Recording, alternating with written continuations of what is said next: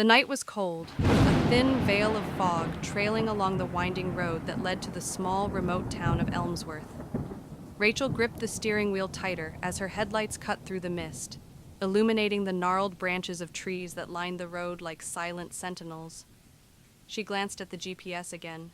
Just 20 more miles. Her gas tank was near empty, her phone battery at 3%, and the last sign of civilization she'd passed had been an abandoned gas station an hour back. Her interview at the local newspaper was scheduled for 8 a.m. the next day. A new start, she thought. A quiet town, a simple job, just what she needed after everything that had happened in Chicago. Suddenly, the car jolted. The dashboard lit up with angry red icons. The engine sputtered once, then died. Rachel coasted to the side of the road, heart pounding. She tried to restart the car.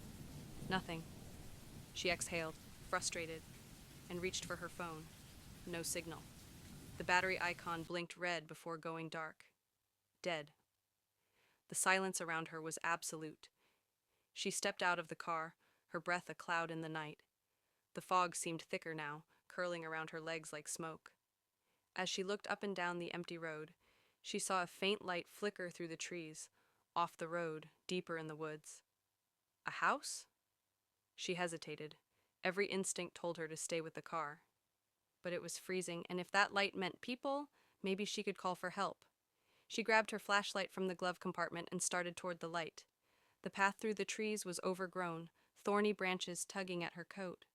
Her flashlight flickered, casting shaky shadows that seemed to dance along the trail. Just when she considered turning back, the trees parted.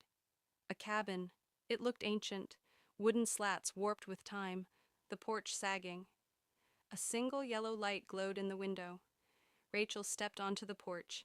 It creaked under her weight. She knocked. No answer. She tried again, louder this time. Still nothing. Just as she turned to leave, the door creaked open slowly. She called out, "Hello? My car broke down. I just need to use a phone." Silence. The warm light from inside spilled onto the porch. She stepped in cautiously. The interior was dusty and filled with old furniture draped in white sheets. A fire crackled in the stone fireplace, but no one was around. "Hello?" she repeated. Still no response. Then she saw it. On a small wooden table sat a rotary phone. She approached it, hesitant. Something felt wrong. The fire, the light, it all looked recently tended. Someone had to be here. She picked up the receiver and was surprised to hear a dial tone. She began dialing 911 when she heard footsteps behind her. She spun around. A man stood in the doorway, tall, pale, wearing a gray overcoat. His eyes were deep-set, and he stared at her without blinking. "I'm sorry," Rachel stammered. "My car broke down. I just needed to use the phone." The man said nothing. She gestured to the phone. "I was trying to call for help. I didn't mean to." "You shouldn't be here," he said in a low voice. She froze. "I didn't know. I thought, no one comes here. Not anymore." She took a step back.